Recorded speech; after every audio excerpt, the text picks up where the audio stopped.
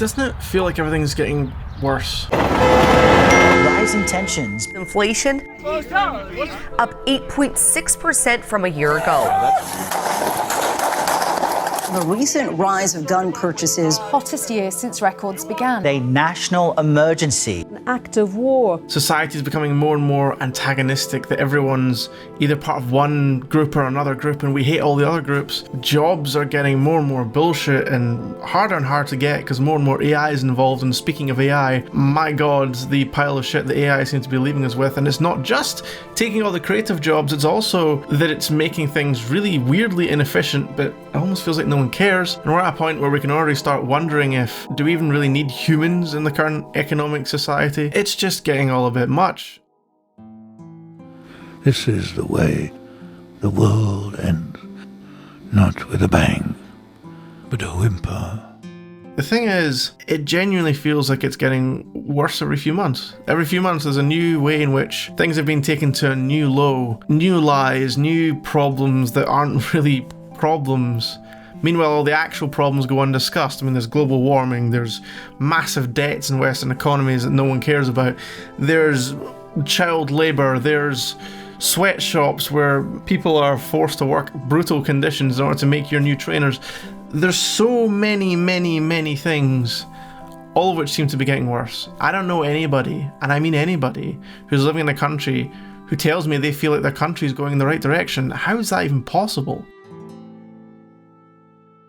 In the era of the internet, misinformation is so aggressive, and at that point you can get away with anything. I think one of the things that the less scrupulous people want is to basically be unchallenged, to create the world they want to live in for whatever reason they want to live in it, while no one actually understands what they're doing. I say all this because you look at some of the people who are grabbing political influence right now, people like Elon Musk, and you ask why. Doesn't need any more money. It's almost impossible for him to get any more money. So what does he need political power for? There's a lot of theories out there, and it's funny how some that in theory should really be whack job conspiracy stuff, nonsense about, independent corporate states that function by their own laws, which can operate entirely independently of any country. These sort of ideals. A city where the artist would not fear the censor, where the scientist would not be bound by petty morality, where the great would not be constrained by the small. The amount that certain people in positions of influence are invested into really making something like a cryptocurrency work. Decentralized money, meaning less influence with governments. Governments that are already in massive debts, they're becoming less and less able to push back against the wills of the mega wealthy. It feels like capitalism is starting to wear out its welcome in the sense of, for a long time you could make very good arguments that capitalism was getting better, was yielding better results for the common person. That feels like it's reached a tipping point of not being true for a while now. The gap between the richest and the poorest is increasing. It only looks like it's going to increase more. And we have, well, a two-tier world. And it's not, haves and have-nots at a far more normal level like me and you. It's the people who have masses of wealth and influence and the people who don't. And don't let the claims of democracy fool you. We have very little influence. I mean very, very little influence. There are a select number of people who can do an awful lot more than we'll ever do. And that's scary. The world is a business, Mr. Beale. It has been since man crawled out of the slime. And one of the things I've been thinking about is how it really feels like there's not much collaboration anymore. And what I mean by that is politically, socially, it seems that there are different groups, different beliefs who are all very aggressively pulling away in different directions from each other. And I kind of worry that at this point, with the amount of unrest I know is around, with the number of people who feel disenfranchised, the number of people who feel that nobody speaks for them, the number of people who are angry, really, really angry. Are we headed towards a revolution? The evolution is stopped, or the evolution feels like it's going the wrong way. Are we headed towards civil wars, violence, uprisings? Maybe I'm reading too much into it, but it feels like there's an undercurrent where that could be possible. The only thing that's unclear is if you could get all the people to agree on what they're overthrowing. It's all about what do the voters want to hear. It's all about the most base, blatantly flawed but simple to understand arguments, and it's infuriating because we're never going to get anywhere doing this. We're never going to get anywhere doing this. But it feels like the idea of genuine debate is gone. You just have different groups of people telling each other how great they are and how right they are and how wrong everyone else is. The idea of learning from others seems to have disappeared. The end goal, I think, for most of us would be a society where people are treated fairly, where things like race don't matter, where wealth is more equally spread, but most importantly, everyone has enough. So why is that not what anyone seems to be pulling towards? And I mean anyone. No political party I know of. No group with a large echo chamber of people all agreeing with each other. The identity politics which is dominating the Western world right now. Pretty much all of them really like certain groups and really dislike other groups. And I don't know any of them who are saying who gives a fuck about the groups. They don't help. When we all spend so much time making black and white people different, making gays and straight people different, making everyone different, and acting as if certain things only belong to certain groups, certain problems are only with certain groups. I'm not even going to define which problems, which things I mean, because every part of the political spectrum has their own versions of this. All of them. I don't want a Black History Month. Black history is American history. How are we going to get rid of racism until... Stop talking about it. I'm going to stop calling you a white man. Yeah. And I'm going to ask you to stop calling me a black man. Why is this what's happening? How is society getting captured by the lunatics and we're all just going along with it? It's bizarre. No one wants society to be like this. No one wants everyone to be fighting all the time. No one wants people to be pulling in the direction of greater division. So why is it happening? Why is it happening? And the best thing is, if you say any of this, you get labelled as something. Oh, you're a socialist. Oh, you hate freedom, or are you some utter crap?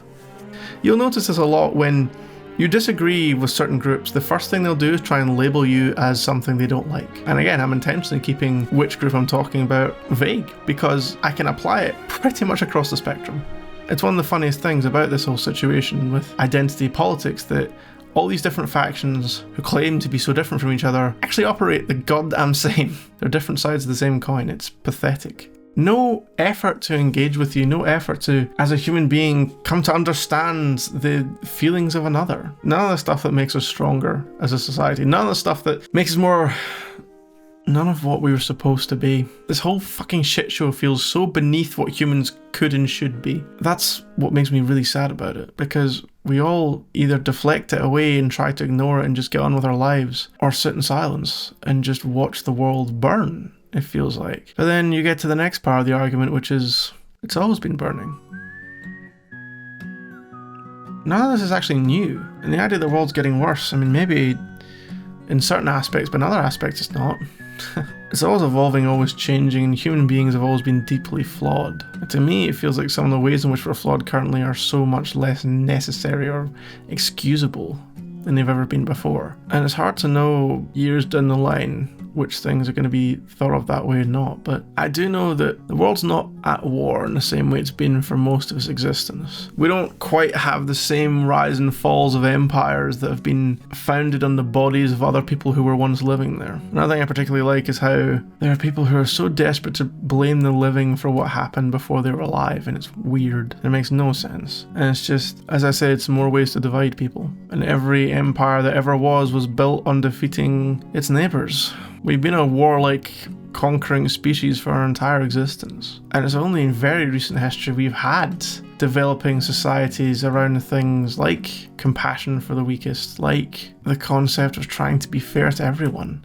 These are really not particularly common ideals, nor are they particularly long-lasting in the span of human history. And we're watching them get snuffed out in front of our faces. We're watching the things that I and I think many others have grown up hoping the world would become further and further foggy memories, become unobtainable. We convince ourselves that either humans aren't capable of these things or that I don't even know what we convince ourselves of. But one thing I can say for you, if you're doom and gloom, if you think everything's going to shit, is every generation's felt that way. They always try to remember what to do if the atom bomb explodes right then. Certain generations thought the world was going to blow up in a nuclear holocaust. Certain generations thought Y2K was going to bring down everything.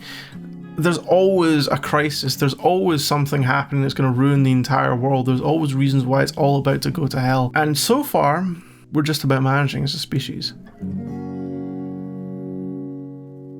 A while ago, I was in a cab leaving London, and I saw something that just somehow felt very symptomatic to me. I saw a young woman, very dressed up, very, flamboyantly proud of herself, very social media you know, talking on the phone, admiring herself, you know, a fancy designer coat, makeup, the whole works. And genuinely, about 4 feet to her left was a homeless man, sleeping rough. And I've still not been able to put my finger on exactly why that image is stuck in my brain. It just feels so incredibly symptomatic of so many things I feel are wrong right now. A lot of this is me just thinking stuff out loud, because a lot of these are constant thoughts for me. And frankly, I've mentioned 3 or 4 things in this video maybe, out of dozens.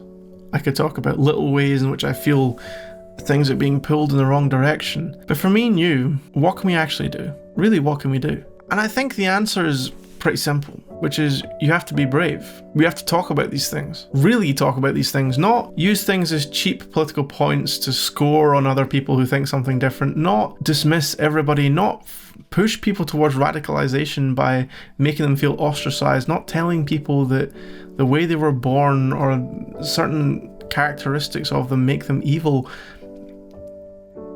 If we want the world to be a better place, we have to help make better people. And that sounds pretentious as fuck, I know, but it's the reality. We need people to be better to each other, overall. We need people to be fairer. Why is it no one can name the scientists who made the COVID vaccines, but everyone can name the Kardashians? Why is it when we all think about the successful people of the world, we don't think about the people who make the things that make the world better? You know when you have a kid who's at the stage of asking why about everything? You know that feeling where it's really frustrating because they've asked 3 or 4 whys in a row and now suddenly you don't actually have an answer for this one? That's kind of how I feel talking about a lot of this stuff. Because at some point everyone runs out of answers. No matter who they are, no matter what it is they're talking about. Certainly in terms of societal advancements or lack thereof, why the world feels like it's getting worse. Why is it we all start running out of words? We're just left with this feeling of being hollow and slightly hopeless and just thinking that it's all going to keep getting worse. I'm sure you've all heard the phrase that the first step to solving a problem is admitting that there is one. Yeah, the world's getting worse. Do not go gentle into that good night. Old age should burn and rave at close of day. Rage, rage against the dying of the light. I don't know if there's even a video in this. I don't know if good old John can cobble this all together into something coherent. I don't see the point in a lot of things. I don't really know exactly how to try and make things better. I just know that I don't feel alone. Because I know there's other people out there like this who feel similar things. Maybe not exactly the same, but similar enough. Who know that the world feels like such a waste of the potential it has. So many people who should be friends aren't. So many people who have no reason to fight do. So many people who shouldn't be profiting are. And the only way we can ever change any of it is to talk about it, whether it works or not. But hell, what's the point in not trying? You know? What's the point in not trying? Sure, I can sit here forever in my room and be sad. May as well try something. We all should.